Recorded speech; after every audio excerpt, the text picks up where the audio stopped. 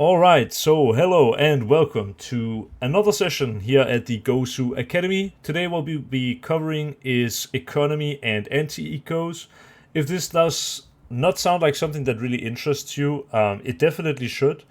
While economy doesn't seem like something that is that important if you don't actually know it, it is something that will massively change how you play out rounds, and just knowing the economy of the opposite team will allow you to call more correctly on your T sides, and also kind of help you understand your approach on the CT side in round. So that's what we'll be doing today. If you have a request for a future session, or if you would just like to join the Gosu Academy so you can ask questions during the sessions, or if you want to have other coaching sessions by other coaches as well, there's 3 weekly if I'm not mistaken.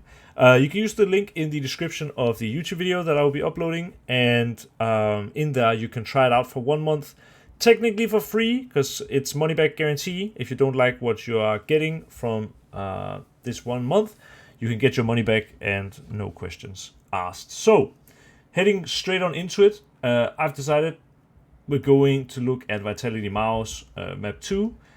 I haven't watched this match, but the reason I've picked out this match is because it's a match between two very good teams, and it's in fact better to talk about a match that I haven't watched, because otherwise it's hard for me to predict things because I will know things. Some shoutouts. This is obviously ESL Pro League. I'm using the broadcast to make my points here, and that's simply all. So for this pistol round, it looks like Vitality are winning it, and when they do, it means obviously Vitality now have more money than Mouse. This is pretty obvious, and you probably don't need a coach to tell you this, but it's always interesting to see how teams approach these rounds. Someone already touched on it before we started the session, but it is always a little bit of a question. Do you force buy in the second round, or do you not force buy in the second round? I would say for the most part on T side, it's not worth it to force buy unless you have, let's say Mouse has some kind of a read on Vitality that, okay, this one tactic, which we can run with low economy, like let's say we can win it with Tech 9s, let's just say it's a B-Rush, that they see Vitality is super bad at blocking B-Rush, well, they could buy now and try for this B-Rush and see if they can swing momentum back in their favor. But since it's CS2 and we don't have that many rounds, a lot of teams, or most teams, will prefer to take a full eco. So when you take a full eco, one of the things that I think people don't pay enough attention to, and we can see that Mouse seemingly do pay attention to this, is first of all, they're playing a slow round. The advantage of playing a slow round, if you look at the utility on Vitality, is any utility used by the opposing side will give them less money for the next round, win or lose. So a lot of teams choose to play what I call a 2-minute round, which is where you just full chill, you don't do anything, and with this you see an AC gets used, and all of a sudden, more and more grenades get used, simply because they don't know at this point if Mouse have chosen to eco or if they've chosen to force. Now Surgeon, for example, he's trying to get contact on B, making some noise, and now Missy uses another smoke. This again, it's not necessarily money gained, but it's money lost for the opposition, and that's the one thing that's worth thinking about. The other thing that's worth thinking about is that different weapons have different kill rewards. So looking at Vitality here, this is a super meta way to purchase up in the second round. M4s and MP9s. The M4 gets a kill reward of $300, and the MP9 gets a kill reward of $600. So for Mouse, it is actually financially viable for them to die to an M4 instead of an MP9. It might look foolish of them to go mid, where they fight the long ranges against the big weapons, but in fact it is sort of a better investment for them to let Sahu get the kills, because if he is the one getting the kills, the CTs don't build as big of a bank, and with this, they will have again to buy, like they will have less money saved in the bank. You see here, a lot of kills coming in. It's 3 kills for the M4. And how many do the MP9s get in the end? And, okay, they get 1 MP9 kill. So this is actually really good for Mouse. They forced out all the CT's utility. They even got a single kill. And majority of them died to M4s. Going into this round, and this part is pretty sort of trivial. Mouse have taken a full eco, so without seeing their buy, I know that they have chosen to purchase into this round with everything they can. But because one of the players died, and this is also worth knowing about, because Apex died, Messi has had to drop over a weapon to Apex. And now you can see Messi is on $300. I'm sure we'll get back to this in the future. But just for now, pay attention to the economy. For most of the CTs, it's actually quite good right now. And they would be able to purchase up with M4s and low nades next round. But for Messi, he can't. Simply because of that 1 Glock kill. So if we skip through the round again, it's kind of weird to watch Counter-Strike without watching Counter-Strike. Now we see that Mouse are winning it. And this is when we get to what I call the golden rule of 3. The golden rule of 3 is that 3 people can drop for 2 people and still have money left, but 2 people cannot drop for 3 people. And we'll kind of see this come into play. It's a little bit of a different situation because the CTs do have somewhat of a bank. But now you see after the round, Messi desperately needs a drop. He can't buy for himself. And now going into this round, they are all out of money, right? Yeah, honestly, with economy, there is a lot to say. So I think for the beginning of this session, it might get a little confusing if you don't understand the economy. But essentially, because Vitality, they won the previous rounds and now they lost one, they are getting only $1,400 per player when they lose. So now, if Vitality lose this round, it will be the second round in a row, and it will be $1,900. For each consecutive round lost, the amount of money you get by losing goes up by $500 each time. So it starts at 1,400, and then it ends at 3,400. It's not possible that it goes higher than that. So skipping through this round again. We see it again. Vitality lose. And now, we can always look at the golden rule of 3. Flamesy is sole survivor.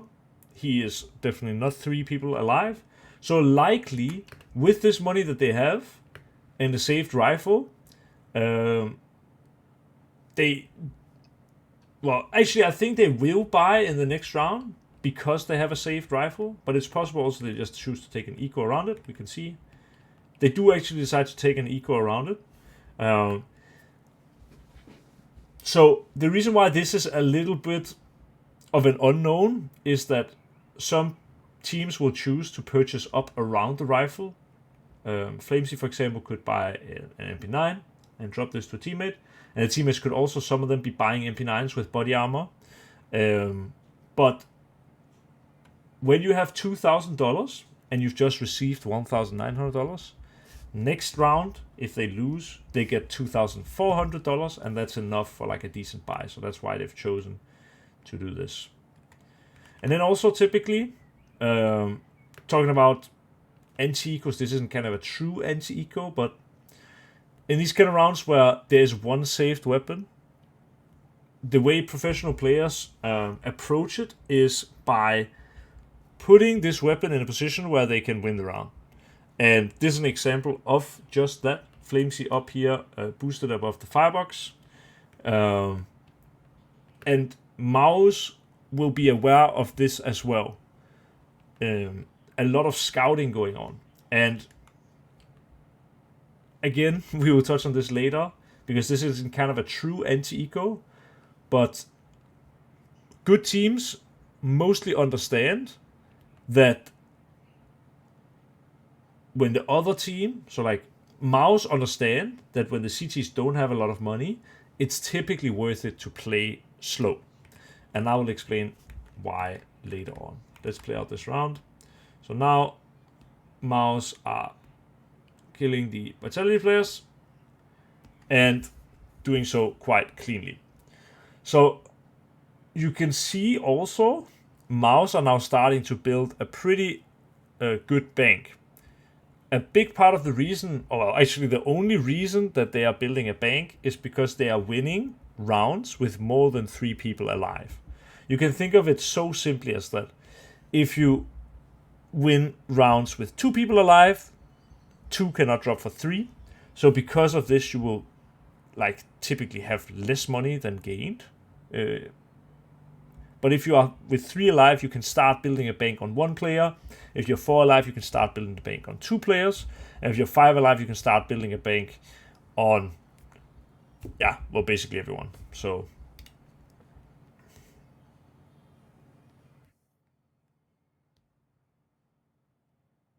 actually, I guess if you're 4 alive, you can start building the bank on 3 players. That's a lie, what I just said. So now again, Vitality purchase up into it. I'm not sure exactly who wins this round. I'll just skip through it again. But it looks like it is Vitality.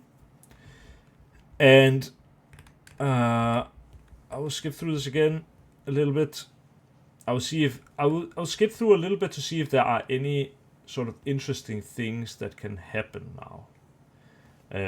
Because this, for example, is a good example. So Mouse just played out this round, like at the 3-2, and they survived with 2 players that saved weapons. And Vitality survived with 5. So now 5 vs 5, as you can see, Vitality has some kind of like some players has 1k and Spinks has like 4k. And now when Vitality lose this round, it's kind of tricky sometimes for Mouse to still keep a good track of the economy. Because even the players on Vitality, they don't have the same amount of money. Going into this next round, if you look at when the round plays out here, they have one with 5.5 and one with 2.9, and it's very confusing. So I will quickly launch my game, and I will also change the Discord stream.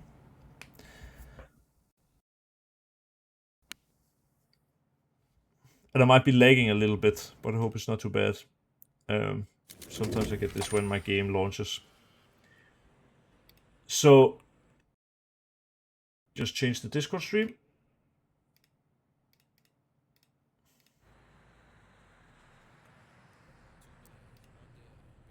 There is one setting that I am starting to realize not a lot of people have on, but this setting is one of the best settings in the entire game. And I want everyone who's watching this video or everyone who's here at the session to check if you have this one on.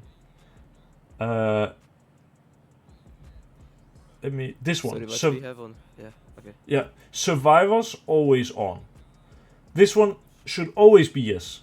And the reason is, when you open your scoreboard, for a lot of people, when you see the scoreboard, it doesn't show you who died and who stayed alive. For a lot of people, they have to hold tab, and then they also have to right click, and I think maybe they have to press a button or something like this. But if you have Survivors always on, it means whenever you open your scoreboard, you will see the amount of people who were alive. And this just helps so much with keeping track of the economy. I bet probably more than 50% of people don't even know that this is a feature on the scoreboard. But it is, and this is something back in the day we didn't have the luxury of having. Back in the day, we had to sit there and think like, okay, how many alive were they 2 rounds ago when blah, blah, blah, and stuff like this. Now that information is saved for you and visualized. So if you're ever confused, for example, Mouse, if they're confused, you can actually look at the scoreboard and you can calculate the economy. I will in fact even see if I can find an example of a scoreboard so we can try to do this calculation. Yeah, actually, you know what? I don't think they show the scoreboard at ESL events. but let me just try to change again the stream here, and I will just go to my own stream from earlier, and I'll see if I can find just a random situation where I have my scoreboard up. Here, for example. So this is what I mean when I talk about the survivor always on. Now this is a pretty bad example because I think we are winning quite big. Let me see if we can find the scoreboard at a later time. I tend to open it a lot around when a new round starts. I'll even see if I can find it a little bit later in the half. Because I basically always check the money. It's both a good way to check for your own team, but also to check the economy for the opponent. So here, for example, this is what I mean. We'll disregard the first half, but here, for example, we win the pistol round. Everyone can see my screen, right? Yes, yes. Yeah. Perfect, Yes, perfect. Yeah. So we win the pistol round, and I don't remember in this specific case. I would remember if I was playing the match, but let's just assume here that the CTs did a full eco. We won the full eco with 3 alive. Then in this round, the CTs are buying up, and we lose. So you should, let me see if I can explain it. It makes sense in my mind, but it's hard to explain it in a way where it makes sense in everyone's mind. So basically, imagine in a pistol round, both teams have bought, and we're all on $0. We win one time. And because we won, it means we obviously buy in the next. The CTs didn't buy in the next. Now we bought, but because we win a second round in a row with at least 3 alive, it's almost like we have a buy saved up. So in this round where both teams buy, we will have money for the next round as well. And then in this round we will lose. Actually, maybe I should do it like this instead, because it might make more sense. And it might even be wrong what I said, because it depends a little bit on buy. So here we win a round. Now we are buying up, and let's see what they did. Did they buy? Because I don't think they did. No, they didn't buy. But the CTs did not save an AK. Okay, so now we have a buy, but we've also saved up money. And in fact, I got a couple of kills with a Mac 10, so I have even a bigger bank. Now, the buy round here, we lose it. And you can see our money here. It's right now completely messed up, but because we bought here, and we then had a buy round and we lost, now our money is kind of broken. So man, it's hitting me how difficult economy can be to explain sometimes. But now basically we didn't buy and we die. So now we can purchase up because we decided to eco for this. And now when we win this round, we can go to spawn, because now we have sort of the context. I believe one player on the other team saved their weapon. We will watch it here, but he saved his weapon. So if we disregard kind of our buy, here we go. So in this round, the CTs took an eco. Then they decided to buy, and they won with 2. So they didn't get that much money left over after this. So because they were only 2, but they won the round, they purchased everything they had going into this round. But then in this round, we didn't buy. And they stayed 5 alive, so they built up a big bank. Now we won one time, and even though the CTs only got very little money because they lost, because they were 5 alive and they also got a lot of MP9 kills, we can know that they are going to buy up again, especially with the safe rifle. So going into this round, we know that the buy that they have is one with rifles. And now that, I think, do we win? Actually, I think we lose. Yeah, we lose. So we lose here. And hopefully I'll bring up the scoreboard again.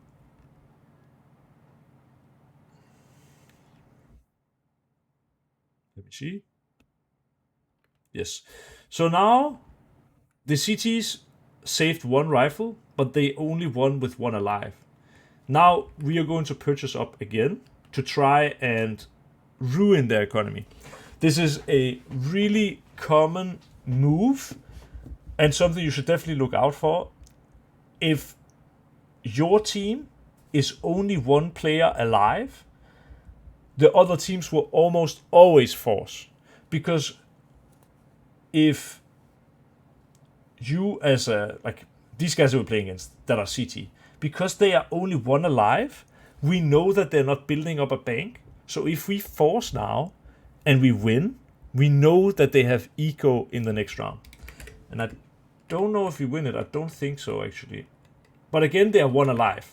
So now, and this is actually also another important thing we haven't talked about yet, about economy.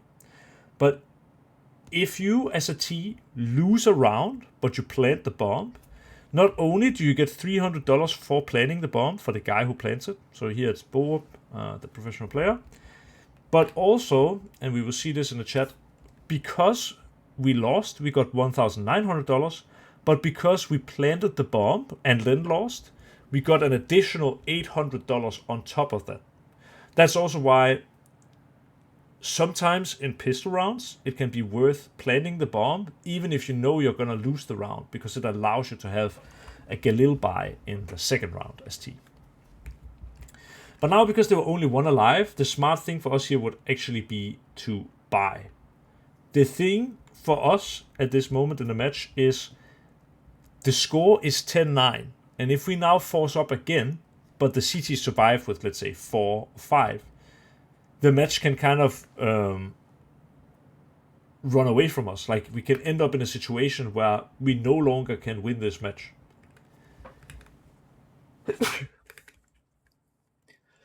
Bless you. Thank you. Exactly. Yeah, I need to sneeze. So now, instead of buying up into this round and risking not getting a bomb plant and going into an, like, instead of buying in the previous round and trying to take control of the round by winning a sort of half force, we decide to take a low money round and do as much damage as we can, like try to win the round, of course. But that means that instead of us taking an eco or like a half buy on 10-10, we now have the buy round on 10-10. And because the CTs now are 4 alive, when we win this round, we expect the CTs to buy again. This is what I talked about. They almost have a round in the bank. So even though they only got $1,400, because they were 4 alive, we will assume that they are buying again because of how many they were alive. And we can see if that's true. Because I don't really remember. I played this game earlier today, but I mean, I wasn't tracking the economy that well. In fact, they even have an AWP, even though they only got $1,400. I do think... Wait, was this AWP saved? No, it was not. So they actually do something that's also interesting, because this guy has a pistol. They did what is called a hero orb. Essentially, sorry, I'm gonna need to go back a little bit. But we had this one round where we had someone with an extreme amount of money and the rest with almost no money. So here, Mia from my team NIP Impact has $7,100 and the rest have almost nothing. What we could choose to do here, which teams like Virtus Pro do a lot, is Mia could buy an AWP and the rest of us could buy pistols, and then we try to make the AWP find some entry kill or something that will give us a chance to win the round. The reason why this can be smart is obviously the AWP is very strong, but also an AWP is even stronger when it's unexpected. And that's kind of the same that we see here in round... what was it? Round 11-10. Because there were 1 alive, then 1 alive, then 1 alive, and then 4 alive, it can be kind of hard sometimes to track the economy perfectly. And I guess potentially because they saved the rifle in this one round, they've built up kind of a bank a little bit on one player, and that's what makes him now have an AWP. this is something that I don't know who dies to it actually. It might be Bob in mid. I think someone dies to it, or it might be Kiara on B. So she, no, it is actually Bob in mid. So Bob now is taking fights where he's expecting them to not have an AWP, and that's likely why he dies. This is why the hero AWP is smart. But now we figure out, okay, this guy has a pistol, so it's possible that the rest of the team have pistols. And now we will see, okay, one more has a pistol. I actually don't even remember how this round ends. So I think there was one more tempo, but basically I think they kind of all have pistols except for the AWP. Well, yeah. Now I win the 1-on-1 because the guy chose to save. He didn't have money for a defuse kit. And because he saved his AWP, this is a guy who's now kind of building a bank. Let me see if I open the scoreboard again here. I might be talking to the stream. But as you can see, like pretty much without fail so far, I have opened my scoreboard every single round in the freeze time, just to check what the economy of the other team is. It's not that I'm checking my own stats. It could be that I'm checking my own team's economy, but it is most likely that I am doing this kind of subconsciously because I wasn't even aware I'm doing it this much. But I'm doing this to check, okay, 2 loss bonus. This means, okay, they're getting 1,900 for losing the previous round. I think that's how that works. The loss bonus is always confusing, but I mean, it should be, since we won a round, they got 1,400. We won a second round in a row, they got 1,900. So they have 1,900 plus the AWP. And now going into this round, depending on if they had, you know, if the pistols were kind of saving, they will have a buy or not. Since they bought an AWP, it's kind of safe for us to assume that they won't have big weapons. And that's why, like, doing this, for example, taking mid fast, is pretty free because I know I'm not facing an info. I know I'm not facing an AWP. Well, I could be facing an AWP, but it's hard for the AWP to get impact there if we take mid with these kind of utilities. And now you see it again. Okay, one has a pistol, another has an MP9. At the higher elos or the professional level, this is how, you know, the game works the majority of the time. The economy will be evened out to a point that either everyone has a pistol or everyone has a rifle for the most part. There are things like hero ops which can be, you know, worth it. And yeah, this is just an example of like kind of following the economy of a match. Now I want to talk about a couple of things. Oh, actually, I need to do this real quick.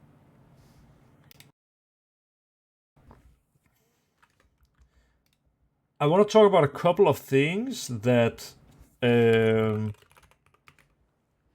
I think are worth to think about. So, if, for example, let me see, if I'm playing Mirage, right? Let me load into this. If I am on the CT side, oh, I think I actually did it wrong. I don't think I have the warm-up mode on and everything. Let me check here. Like that, we need to do it. So, if I am on a map like Mirage, because this was a question that got brought up right before the session, to buy or not to buy, right? And if I have lost the pistol as a CT player, and I want to buy up into the next round, well, I would argue that on a map like Mirage, if all you can buy is, for example, an MP9 and a body armor, you know, fighting mid is very tricky. I think, you know, most of the time, even fighting inside connector is tricky because, yeah, that's for another time. But the way angles work is whoever is closest to the corner of contact will see the least. Like if I'm standing like this, my opponent in mid can see my arm and half my body and can kill me without me seeing them. So if you're fighting around a corner, something like this is difficult for me to peek because he will see me first. If it was the other way, if we were fighting on this corner, I will see him first. But yeah, we'll not dive too deep into that. We could play MP9s on A and have decent success, and we could play MP9s on B and have decent success. But a lot of the time, you know, if teams are good, they will be doing a mid take as T. Like just imagine they do whatever window smoke, and then they will maybe do like the con smoke that fills up completely. This ain't it, fam. But something like this. And then they will, for example, B split. And then if they're really good, they will use this Molotov. I can teach you real quick. You can crouch here, aim here. This one burns top of balcony, but it also burns down car, so the car player cannot peek without taking damage. This is a really good Molotov to use when you are splitting B, because you clear out balcony, but you also make it so the car player basically can't have impact. Yeah. Can you show it again, please? Yeah, of course. You basically just crouch, and then you see this line. It doesn't really matter where, as long as like don't hit this wall, right? Like this will not work, obviously, but just anywhere here, it will do like this, and it will burn balcony and will burn down car, so the car guy can't peek. And it's so smart because you can actually like use this to like head glitch. And you can check if he's car, and if he is, you can shoot him because he can't move. What you can also do, you could potentially do the Molotov. If you hold your gun out, if it doesn't come out balcony, just double nade here, and the guy will die because he has nowhere to move.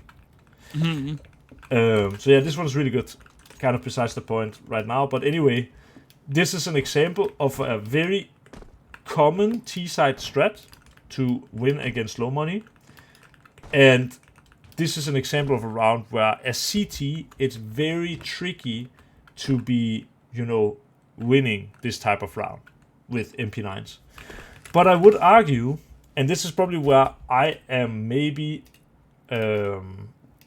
not agreeing with a lot of people, but I will still give my opinion because I fully believe that this is true.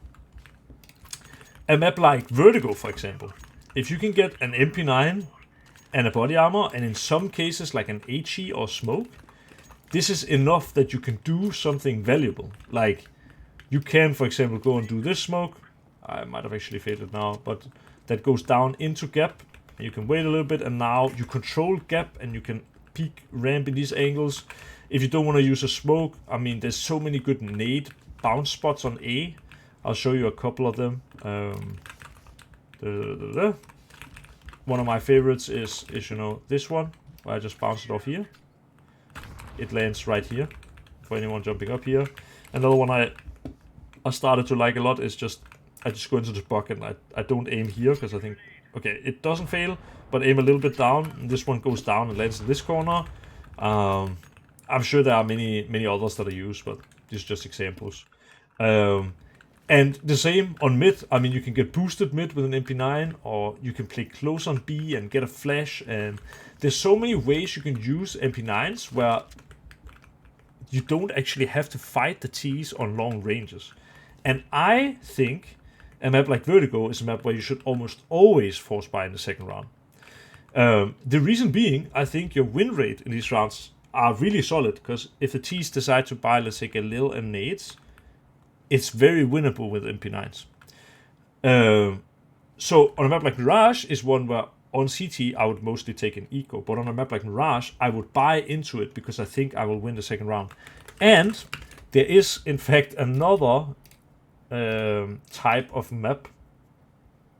Inferno is a map where, and it is a little bit the same with Ancient as well, but I think Inferno is a little bit special in the sense that if I buy an MP9 body armor, This might not seem that good and might not seem that winnable. I mean, I think even what a lot of people will do on Inferno is, because Inferno is so utility based, they will buy like a C-set and a Kevlar.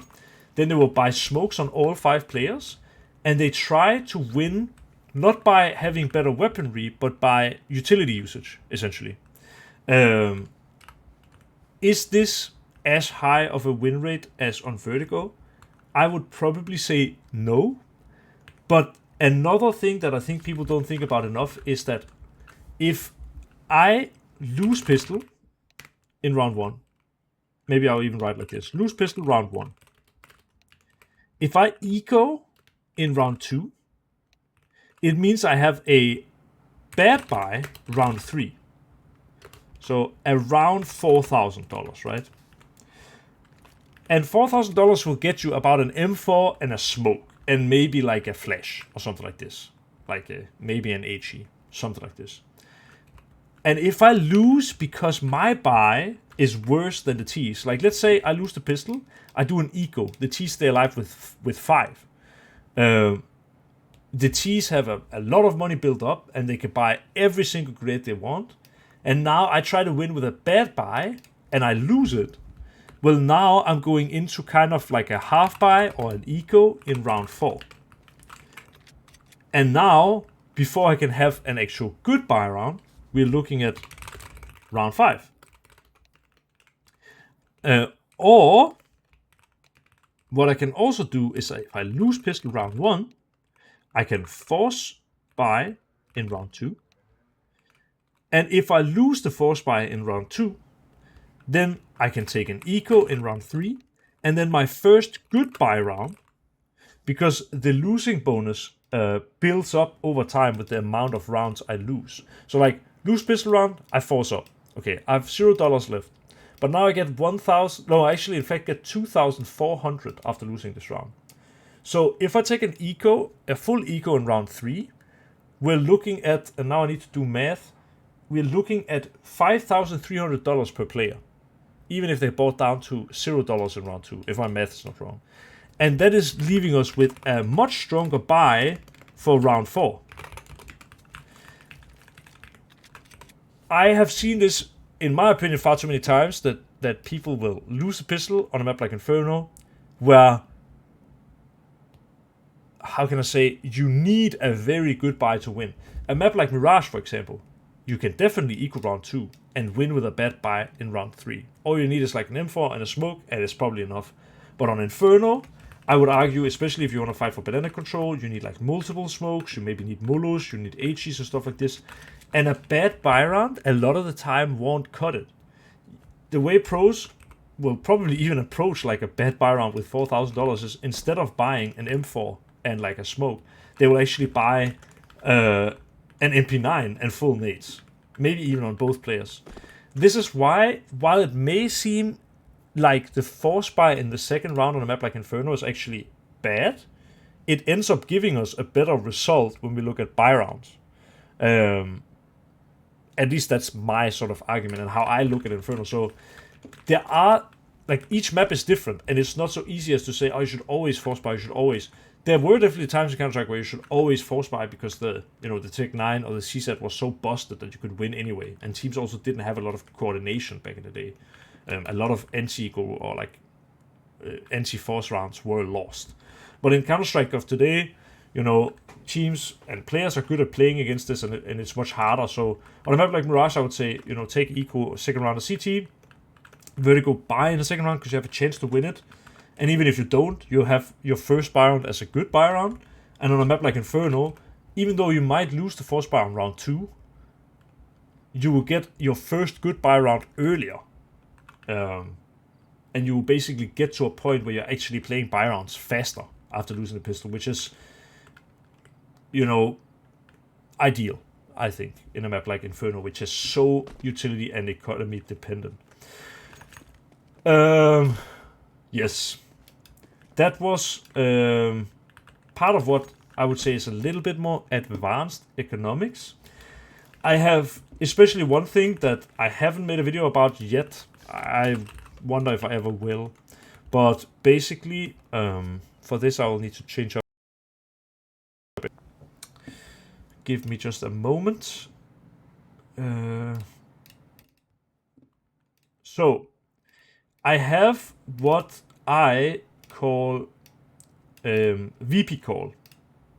And this is something that I think, if there is someone here who would like to become pro, this is something where you have the potential to rethink the meta of Counter-Strike. Or even if there's someone who isn't aspiring to become a professional Counter-Strike player, if you're watching this and you are like a little bit nerdy with numbers and stuff like that, I am pretty sure I can now give you the tools to rethink the Counter-Strike meta when it comes to Academy. I don't think this has been explored enough, but it's really, really strong. This was in CSGO. I've been sitting on this for a while. To set the scene, this is a super important match. We are playing the open qualifier for the major, and it's a best of one at this point in time. We're playing against a good team, Iron Branch, a couple of good players there, and you know, again, Inferno super money dependent, all these kind of things, and at this moment it's looking like 12-12, and it becomes 12-12. Not only does it become 12-12, we get only 1,400 for losing because we have been winning in the past. And you can see our money is pretty spread, right? So if we take a look again, we can do it like they win the pistol. We won with 0 people alive. They were 1 alive. So we won the force buy. We won the next round, but they saved with 3. So they will probably buy again. We won this round as well. And yeah, depending, because it's a little bit funky, the economy, it's hard to tell just from this, because it also depends if they, whatever, took an eco or not. But anyway, they win around here. Now we win, they save with 1. We win, they save with 4. This is very kind of 2023, 2024 way of playing Inferno, saving a lot of CT. And either way, we've been winning a lot, but they've been saving a lot. Their economy is really hard to read, but for them, our economy is difficult to read as well, because it is sort of untraditional. It's weird that they save that much, and it's weird to win a round with the bomb exploding and 0 people alive. And we had it twice in one half. Here, for example, we are 5 alive, they are 4 alive. Then we are 3 alive, they are 1 alive. It's very confusing. So our economy is not balanced very well. It's uneven. Asilion has $2,700 and Bibo has $7,200. I'm not sure if it's this round. Yeah, it is this round. So basically what I say, because what we could be doing now is Bibo could drop an AWP with the money he has, or I could even buy my own.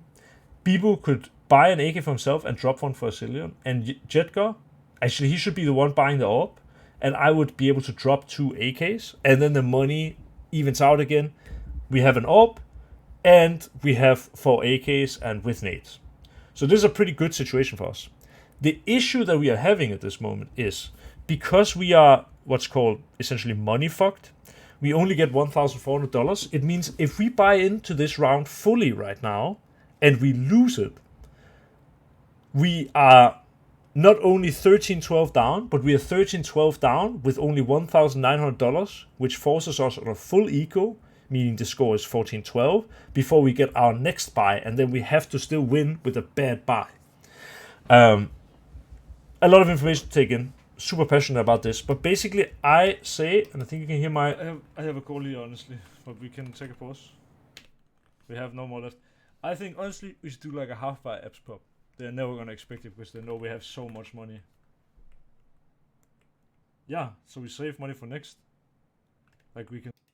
So the idea here is, they know with us winning 3 rounds in a row, and we have 5 and 3 alive and stuff like this, they know that we have money enough to have a good buy.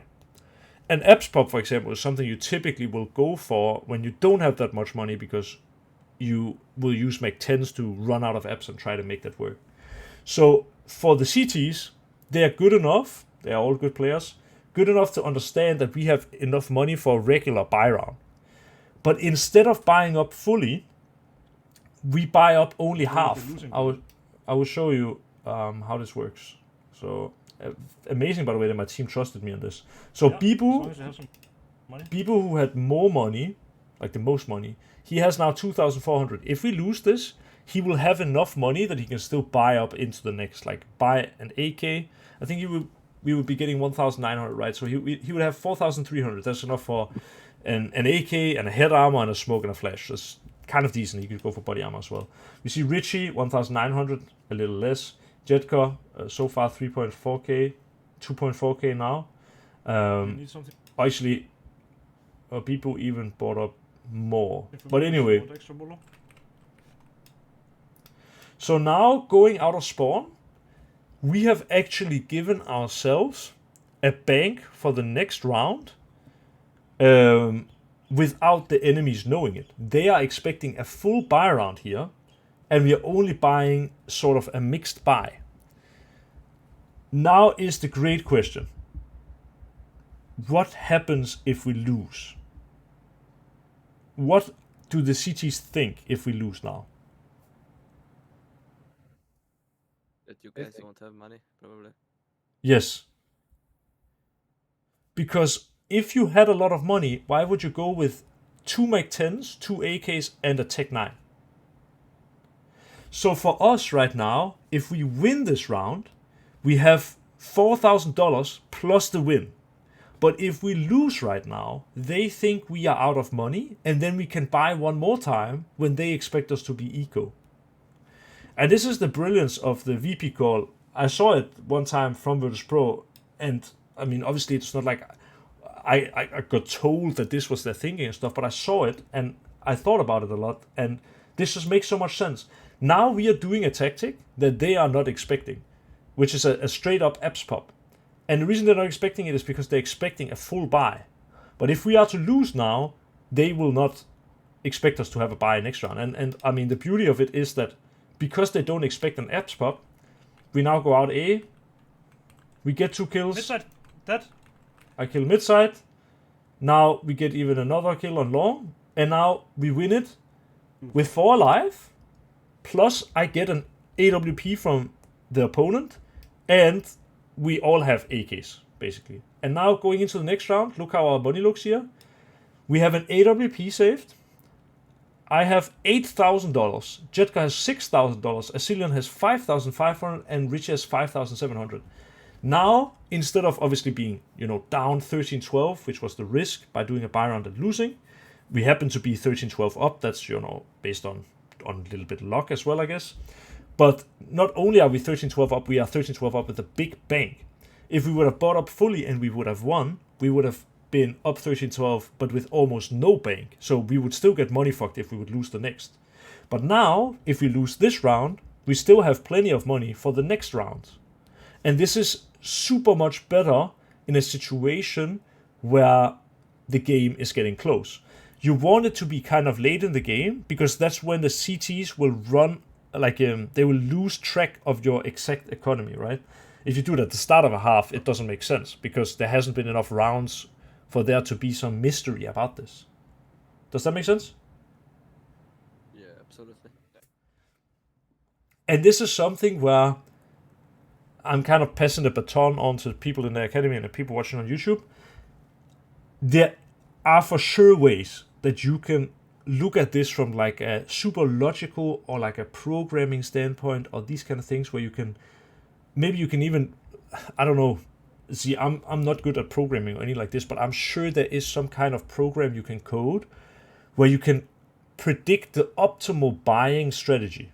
And if anyone does this, please let me know, because I promise you, if someone manages this, you will most likely be hired by a big organization.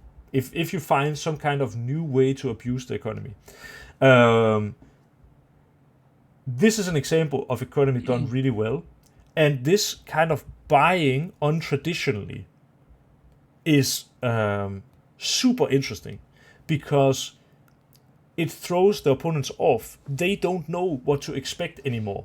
And this is also exactly what Virtus Pro are so good at. They save so much that the opponents lose track of how much money they have.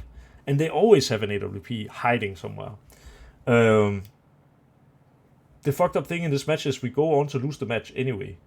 But still, I think this round is a is super beautiful in terms of my team trusting me, me making this call, us winning the round in actuality, and ending up with this absolutely perfect situation in such a high pressure moment as the major qualifier is, basically. Okay, sorry, that's again, I'm very passionate about everything. I have one last economy thing I want to touch on. I need to again share my screen. This is, yeah. Meanwhile, can I ask a question about the previous thing that you wondered about programming? Yeah. So, what exactly is the objective of the program? Like, what do you want it to do? To count the enemy economy while the people are playing, or?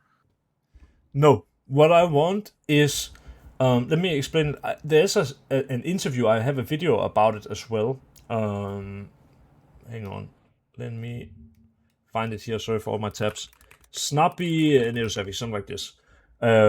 Is Snappy mad or genius? Deep dive into Ence's economy game, Feed Neosavics. This will kind of explain it maybe a little bit more in more detail. But the point is basically that Snappy said in an interview that he had some kind of financial background, like he has some business education or something like this. And he has tried also to rethink how the money works in CS. And his thought is, if you have 2 rounds in isolation, would you rather take an eco that you 100% lose and then have a buy round later that you win with 50-50, right? Or would you rather have a force buy that you win with 35% and then afterwards another force buy that you win with 35%?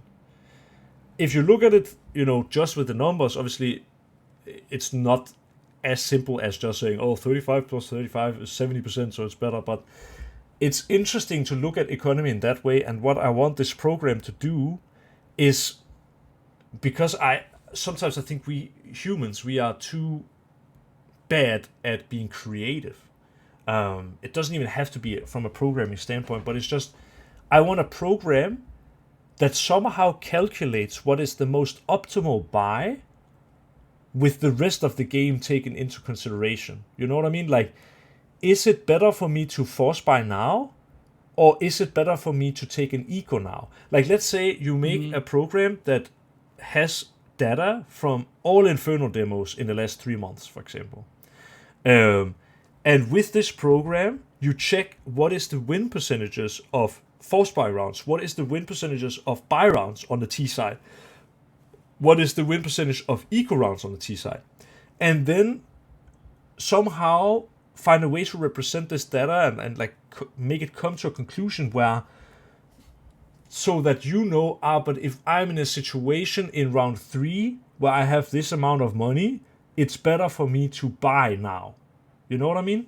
Okay, I understand what you're saying. So, okay, let's assume I'll start developing a project on this. Mm-hmm. Will you help me sell it to an org? Absolutely. But if you give me access for free. But I can for free. I will wager basically 100%. If you can make this thing and make it actually good, right?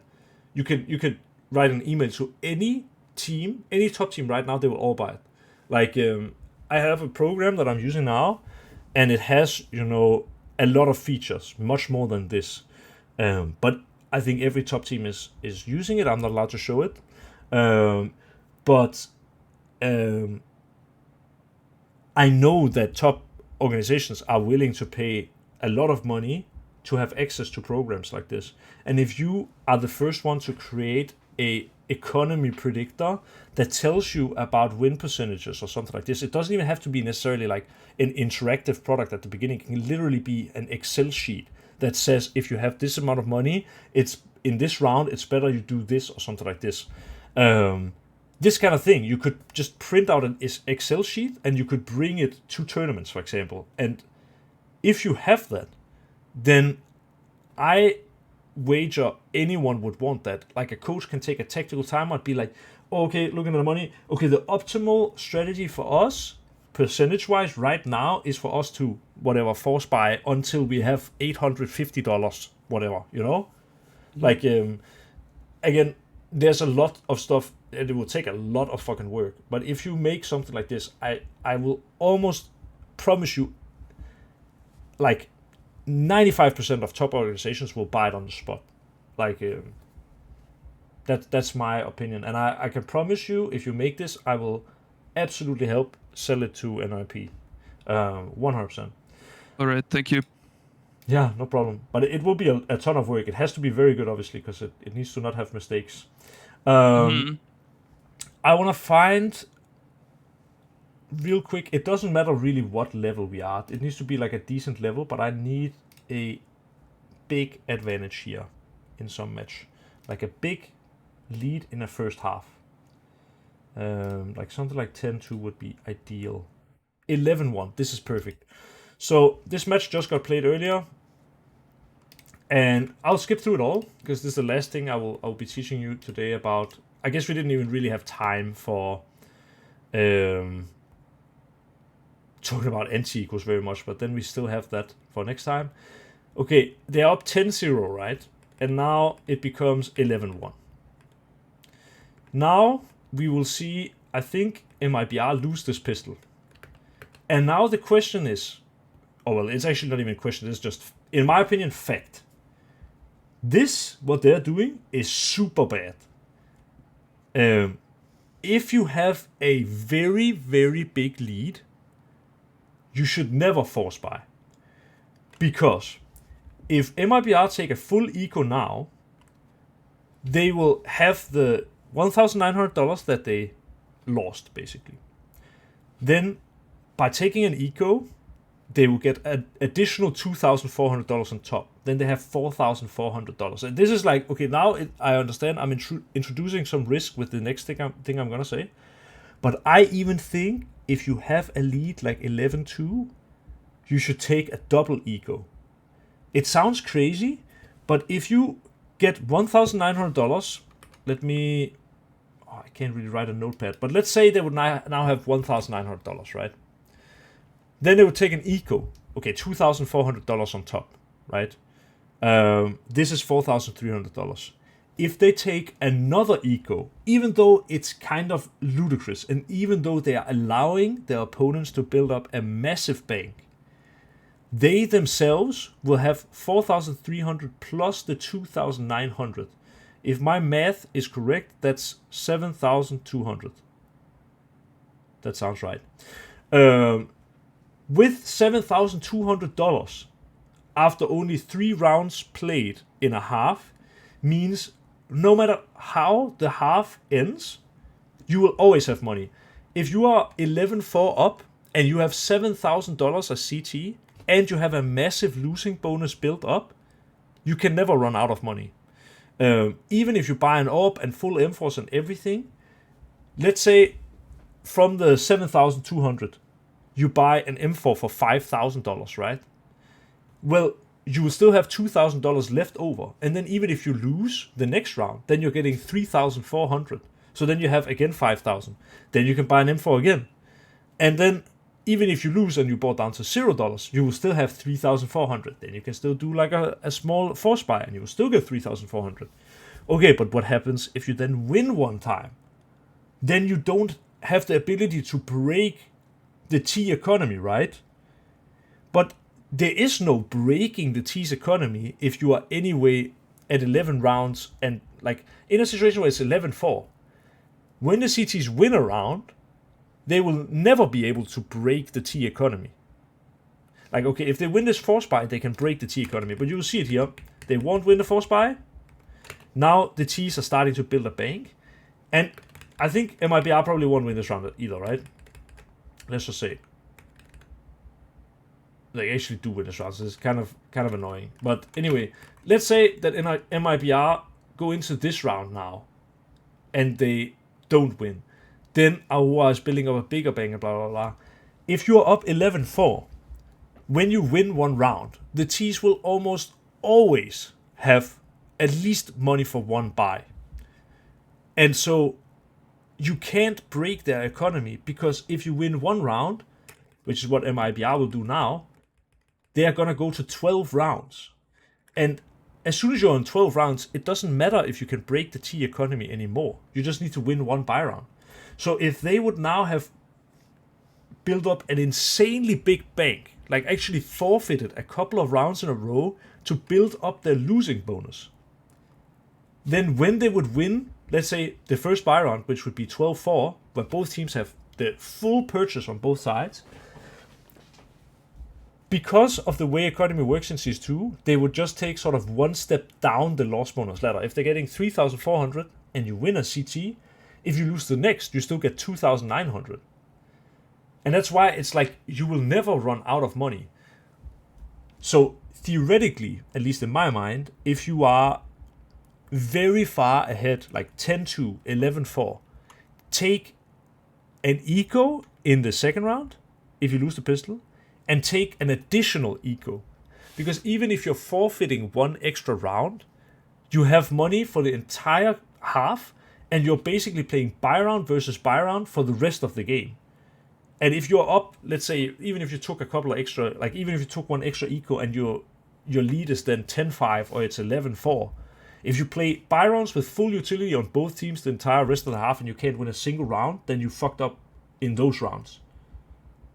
But what like MIBR does here, which I, from a theoretical standpoint, I think is just wrong.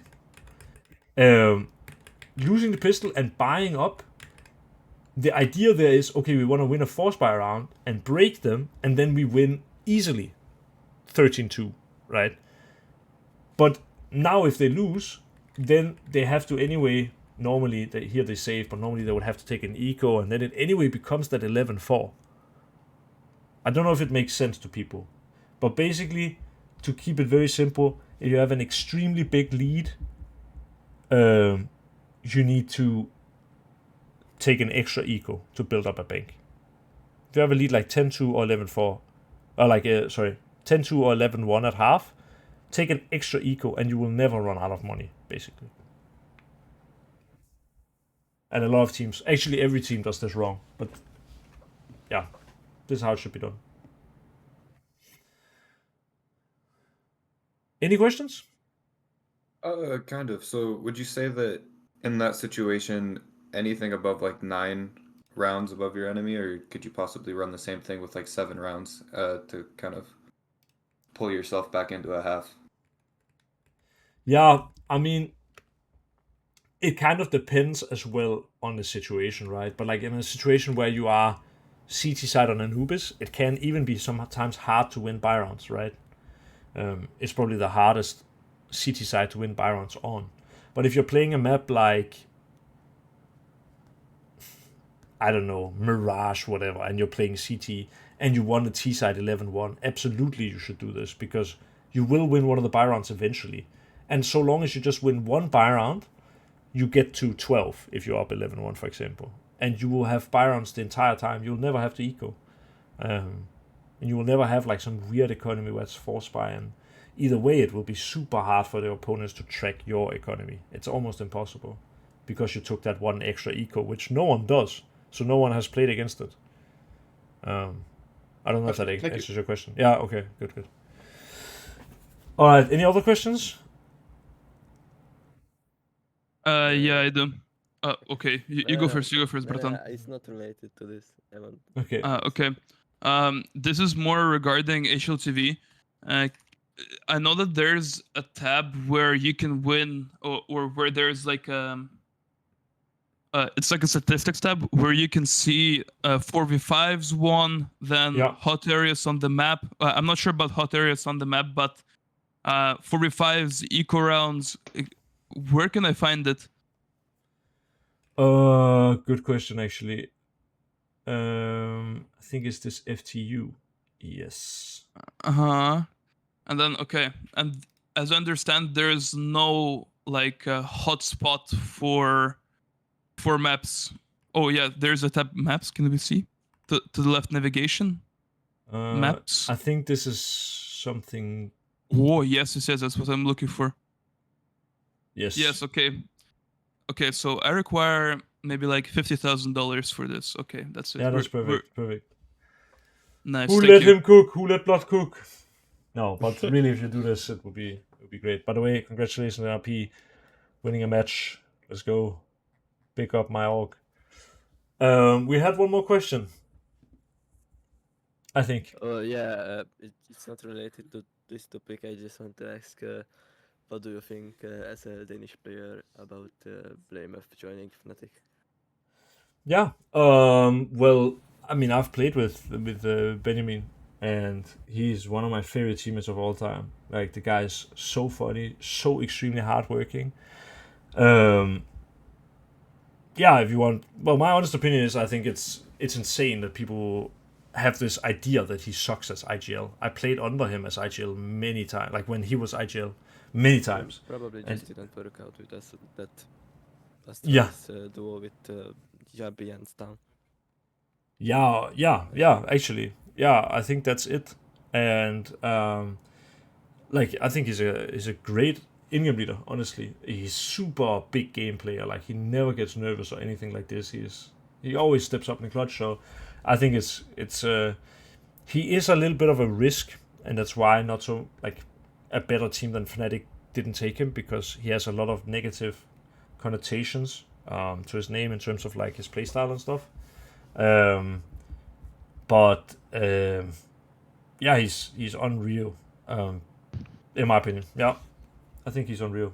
I've won so many matches because of this guy. It's crazy. So yeah, I think Fnatic will be happy. Yeah, I hope. Yeah, I also know he would work with Kita, the coach of Fnatic, and they work together in complexity and stuff like this. And I think And he's there good is, friends with him. So Yeah, there's Stico as well right now with him on the coach. I think he played Wait, who? under that coach with no with who's the coach? MIBT. Oh, LMBT. Oh. LMBT, yeah. Yeah. What about him? Sorry, I'm not sure I'm Yeah, following. he just did a video about that he is I think he worked with him, so he was. So, what I want to say is that Stico played with him. So, like when in another team, when LMBT was a coach, I think. and Yeah, that's when- mouse spots. Yeah. Mouse. Yeah, I remember. So there is that as well. Yeah, it's gonna be interesting for sure. There's a lot of interesting moves being made here and there, for sure. I think we got time for one quick question if someone has something, but otherwise I think we'll have to wrap it up. Yeah, I do. Are there certain maps where force bars are less strong than on others? As T, you mean? As T, yes. Yeah. Let me just take a look at the maps so that I have it visualized here. Where can I do that? I guess I just go to stats where we were in maps. So I would say, like, Dust 2 is a map where a force buy is pretty difficult. Like, you almost only have the choice of rushing short or B-rush. And they typically don't go very well either way. So I would say Dust 2 is definitely one of the maps I would avoid force buying on T. I think Ancient T can also be pretty rough sometimes. Because at least at maybe in Faceit it's okay, but in pro level CS, the best option is probably to rush B, but people are really good at flashing for each other, and at least my team basically never loses to a B rush. So I would say Ancient and Dust 2 are pretty rough to force buy on. I would say Overpass also, but that's no longer really in a pool. And yeah, I would say it's mostly like Ancient and Dust 2 are kind of rough to force buy on T. You need a good plan. Okay. Yeah. All right. Well, guys, I hope you enjoyed the session. If you have any ideas for future sessions, feel free. Otherwise, we will just pick something together next time when the session starts. I hope everyone watching on YouTube enjoyed this, and I hope also everyone who was here at the Gosu Academy in person, live in the mix, enjoyed this session. I think it was, personally I think it's a really good session. Probably a little bit confusing because economy is not a super easy thing to grasp, but I hope that I both put some new thoughts in your mind, but also helped you understand the sort of default way of looking at economy, essentially. Thank you.